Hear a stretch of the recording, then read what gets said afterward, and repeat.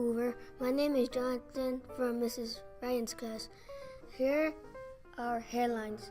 We will be doing the map assessment starting December 10th through 14th. The purpose of this test is to see your assessment grow from the beginning of this school year, so it is time to put on your thinking cap and get ready to take this map assessment. On Tuesday, December 13th, Santa Claus will come by to visit our Hoover students. If you remember last year, he brought with him a cool magic trick show and his wife, Mrs. Claus. All students will also receive a hug from Santa and a small treat. You can also have your picture taken with Santa for a small fundraising fee. Have you seen the big cow lighting up the internet lately? Hello, my name is Jacob. This is our segment called Did You Know? The famous steer named Knickers is 7 years old. He weighs more than 3,000 pounds and stands an incredible 6'4" but nobody, not even Knickers owner in Western Australia, knows how he got so big. And while it's impossible to give a diagnosis without examining the animal itself, there's a good chance that the cold trip is an out-of-control growth hormone, said Mindu, a professor of growth biology at Washington State University who has never met Knickers. Most likely reason is due to some sort of mutation or something that occurred in the growth hormone receptors, according to Du. His size may have been his ticket out of butcher factory. He is too big for the chain. He would be too heavy for the machines, and he would probably actually be hanging on the floor. So there would be accommodation issues, and his cuts of meat would be too large. So Knickers is spending the rest of his days on the ranch in Western Australia, where he coaches other cattle on where to hang out. What a story. See you. On Monday, December 10th, we will have our November Students of the Month recognition assemblies. I'm going to count to 3. Say recognition. Recognition. 1. Recognition assemblies. Congratulations to those students who did excellent in the month of November. Our PBIS focus on recognition assemblies. Congratulations to those students who did excellent in the month of November. My name is Mark. This is your community event calendar. The Bowers Kidsium will be hosting a medieval Yule celebration on Saturday, December 15th from 11 a.m. till 3 p.m. Children will be able to make some Christmas arts and craft to take home. This is a great moment to spend some valuable time with the family. See you there. Our PBIS focus of the week is respect. So why is it important to be a respectful person? For that, let's go to Jennifer. Good afternoon. My name is Jennifer. I am here in the hallway to ask some students what respect is for them. Good afternoon. What is your name and how old are you? My name is Zania and I am 9 years old. What does respect mean to you? Respect means, it means for me to respect others and not do anything mean to them or interrupt whether they're saying something. Give me an example of how you respect yourself. I respect myself by taking care of myself, taking care of my house because it helps me out not to do too many work like cleaning up my house. How do you show respect for others? I show respect for others when, when I'm in class, I pay attention to the teacher, and if I have a question, then I raise my hand. Thank you. Good afternoon. What is your name and how old are you? My name is Abigail and I'm 9 years old. What does respect mean to you? Respect means to respect others the way you want to be treated. Give me an example of how you respect yourself. I respect myself by, if I have any answers, I raise my hand. And if I have questions, I raise my hand too. How do you show respect for others? I show respect to others by saying kind things to them and not laughing when they fall. Thank you. Good afternoon. What is your name and how old are you? My name is Paola and I'm 9 years old. What does respect mean to you? Respect means to be kind to others, treat them the way you want to be treated.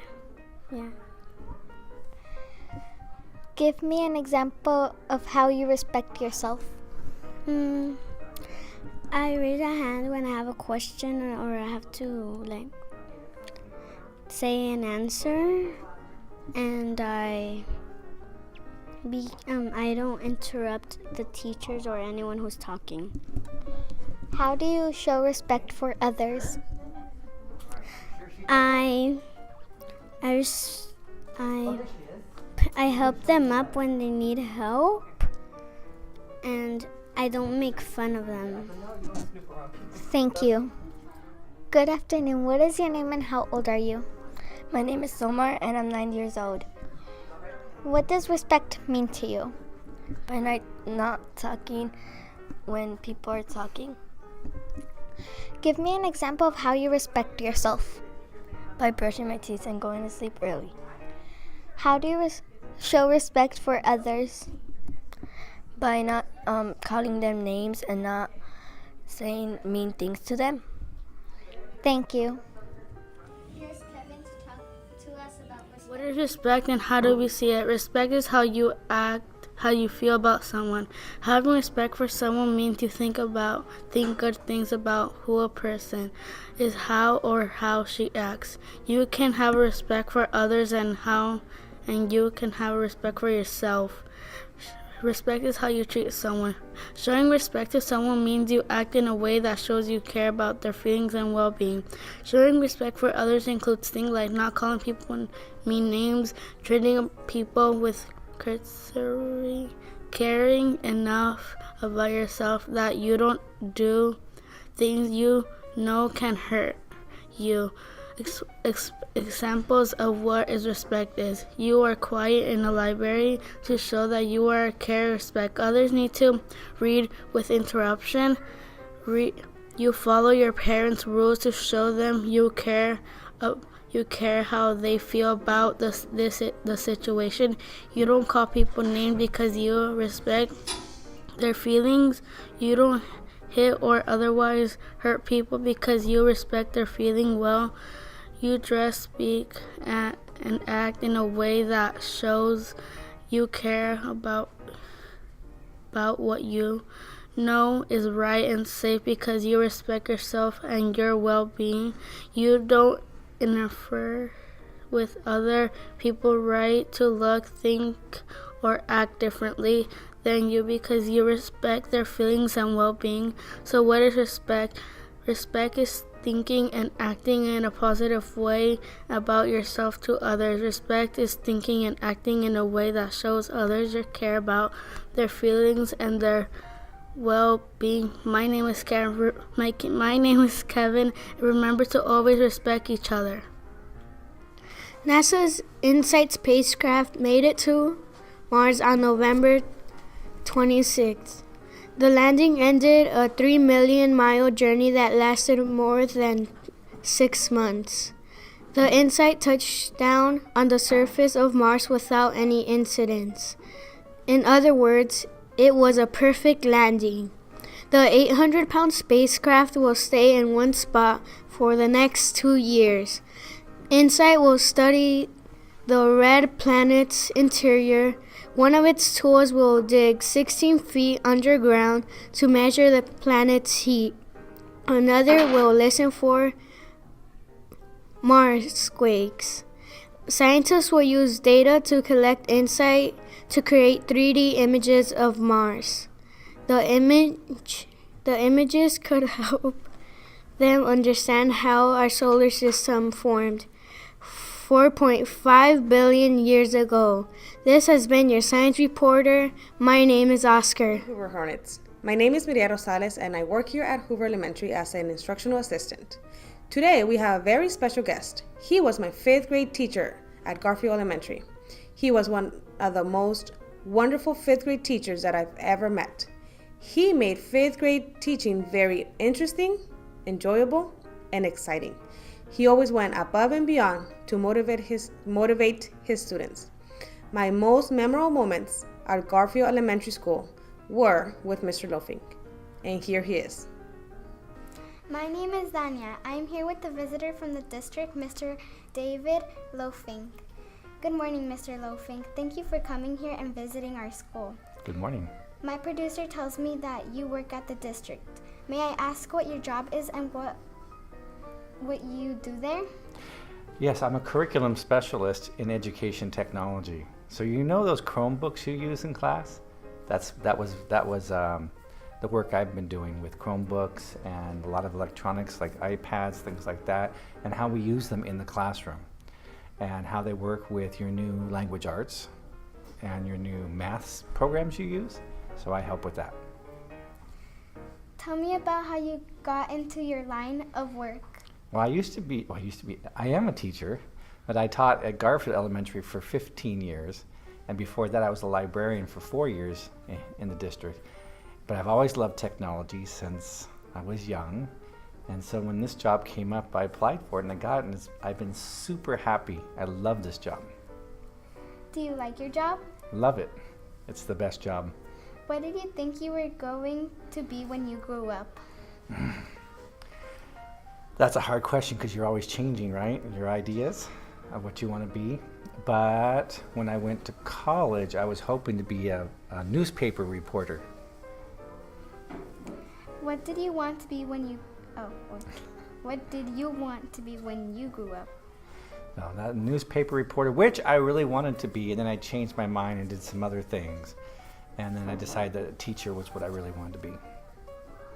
What lessons has your work life taught you? Lessons? Sometimes you have a vision of what you want to do, and what you see happening, others don't always agree with you. So sometimes you have to step back, look at the picture, the big picture, and then think about what needs to happen, and then rethink what you've been seeing, and then move forward with the new vision. If you could do anything now, what would you do and why? I can do anything now. A professional vacationer. Wouldn't that be fun just to be able to travel? For the first time this summer, I really got to travel, and for the first time in my life, and it was fun. And I would love to be like some people who always travel and go places and do things. So maybe a job that would take me places and I get to visit places. Do you have any favorite stories from your work life? Favorite story? I can't. There's a lot of different stories. A lot of different students I just absolutely loved. In fact, I guess my best story was some of my students from when I was teaching 5th grade a long time ago, right? They had a reunion and they invited me to have a reunion. They're all married and have kids, and I got to go visit with all these wonderful students that I had a long time ago. Last question. What 3 things would you do if you were the president of this country, and why? Oof. I think I would give more money to the states to deal with the homeless population and work with them to solve that issue. I think working for better education, to work with our states to continue to support our students in their learning, especially in our STEAM and STEM programs and technology. And finally, I think I would work with world leaders to make a better world, to more where people work together and not fight each other. Well, thank you very much for your time and all the support you give to our media club. We all appreciate it. You're welcome. Thank you for having me. Mexican artist Diego Rivera was born on 1886 in Guanajuato, Mexico. He created large works for display in the U.S., which sparked controversy.